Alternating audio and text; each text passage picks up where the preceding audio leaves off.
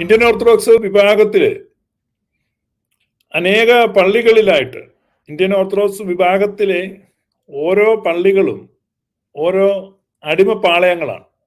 കാരണം അടിമകളെ പാർപ്പിക്കുന്ന ഇടങ്ങളാണ് ഇടവക പള്ളികൾ എന്ന് പറഞ്ഞാൽ ഈ ഇന്ത്യൻ ഓർത്തഡോക്സിലെ മെത്രാൻ വേഷധാരികൾക്ക് യഥേഷ്ടം കടന്നു ചെല്ലുവാനും ചൂഷണം ചെയ്യുവാനും അവർ ഒരുപക്ഷെ ഗിനിപ്പന്നികളെ പാർപ്പിക്കുന്ന ഇടങ്ങൾ പോലെയോ അല്ലെ കർഷകർ കോഴികളെ വളർത്തുന്ന കൂടുകൾ പോലെയോ മാത്രമാണ് ഇടവക പള്ളികളെ പരിഗണിക്കുന്നത്. ഇടവക പള്ളികൾക്ക് സ്വയം നിർണായ അവകാശമില്ല, സ്വയം ഭരണാവകാശമില്ല, അഭിപ്രായം പറയുവാൻ സ്വാതന്ത്ര്യമില്ല. അതിന്റെ ഒരുപാട് തെളിവുകൾ കഴിഞ്ഞ നാളുകളിൽ നമ്മൾ കണ്ടതാണ്.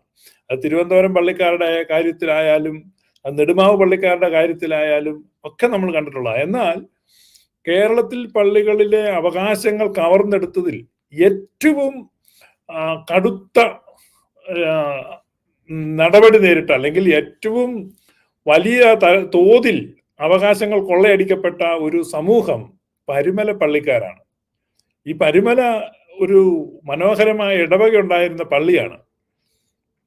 എന്നാൽ പൊതുസമൂഹം അറിയേണ്ട ഒരു കാര്യം, സുറിയാനി സഭയുടെ ഒരു മനോഹരമായ പള്ളി Parumala Saint Paul's and Saint Peter's Church ഏകദേശം 250ഓളം വീട്ടുകാരുള്ള മനോഹരമായ ഒരു ഇടവകയായിരുന്നു. എന്നാൽ ഇന്ന് ആ പള്ളി ഒരു ഇടവക പള്ളിയല്ല.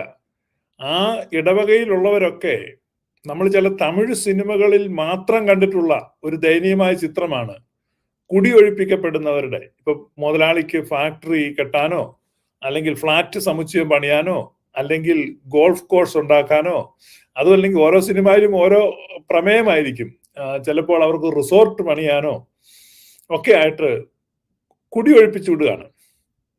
പിന്നീട് അവരിങ്ങനെ ഒരു സുപ്രാത്തി ആരുമല്ലാത്തവരും ഒന്നുമില്ലാത്തവരും ഒക്കെ ആയി മാറുകയാണ്. അങ്ങനെ മലങ്കരയിൽ ആരുമല്ലാത്തവരും ഒന്നുമില്ലാത്തവരും ഒക്കെ ആയിട്ട് മാറിയ ഏറ്റവും സമ്പന്നമായ ഒരു ഉദാഹരണം പറഞ്ഞാൽ മണറാട് പള്ളിയോടൊപ്പമോ അല്ലെ അതിനേക്കാൾ മുകളിലൊക്കെ പ്രശോഭിക്കപ്പെടേണ്ട ഒരു ഇടവകയാണ് മണറാട് പള്ളി. ഇടവക്കാരെ നോക്ക്, അവര് എത്ര അനുഗ്രഹീതരാണ്.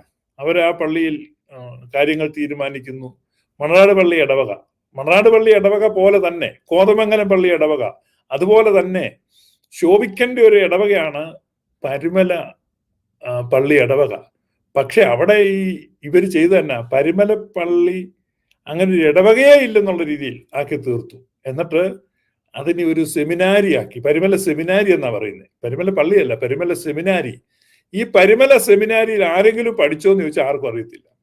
പരുമല സെമിനാരിയിൽ പഠിച്ച് പട്ടം മേടിച്ച അച്ഛന്മാരെ വല്ലതും നിങ്ങൾ കണ്ടിട്ടുണ്ടോ എന്ന് ചോദിച്ചാൽ ഓർത്തഡോക്സ് വിഭാഗത്തിന്, ഇന്ത്യൻ ഓർത്തഡോക്സ് വിഭാഗത്തിന് കോട്ടയത്ത് ഒരു സെമിനാരി ഉണ്ട്, പഴയ സെമിനാരി, നാഗപ്പൂർ ഒരു സെമിനാരി ഉണ്ട്. ഈ 2 സെമിനാരിയിലാണ് വൈദിക വിദ്യാർത്ഥികൾ പഠിക്കുന്നത്. ഈ പരുമല സെമിനാരി എന്ന് പറഞ്ഞ എന്തൊട്ട് സാധനമാണെന്ന് ചോദിച്ചാൽ, ഈ പരിശുദ്ധനായ പരുമല തിരുമേനിയുടെ കബറിടത്തിലേക്ക് ഭക്തജനങ്ങൾ വന്നു തുടങ്ങിയതും അവിടെ പണം വീണു തുടങ്ങിയതും കണ്ടപ്പോൾ ആ പള്ളിയെ ഇടവക പള്ളി അല്ലാതാക്കി മാറ്റുകയാണ് ഇവർ ചെയ്തത്.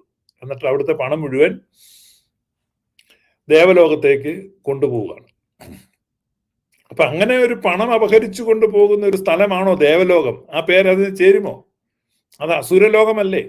ആസുരമായ ഒരു പ്രവൃത്തിയാണ് അവർ ചെയ്യുന്നത്. അങ്ങനെ ഒരു ദേശത്തെ 250ഓളം കുടുംബക്കാരെ വെറും എന്താണ് പറഞ്ഞേ, അതിനൊന്നും ഒരു വാക്കില്ല. ചില വാക്കുകൾ പറഞ്ഞാൽ പൊളിറ്റിക്കലി കറക്റ്റ് അല്ലാതെ വരും. അപ്പൊ അതുകൊണ്ട് എനിക്ക് ശങ്കാവിഷമുള്ളത് കൊണ്ട് ഞാൻ വാക്ക് ഉപയോഗിക്കുന്നില്ല, നിങ്ങൾ മനസ്സിൽ പൂരിപ്പിക്കുക. ഇടവക്കാരെ അങ്ങനെയാക്കി തീർത്തു. മനസ്സിലായോ? അങ്ങനെ നപുംസകമെന്നോ ഒന്നും നമുക്ക് പറയാൻ പറ്റില്ല, പൊളിറ്റിക്കൽ കറക്റ്റ്നെസ് ബാധിക്കും.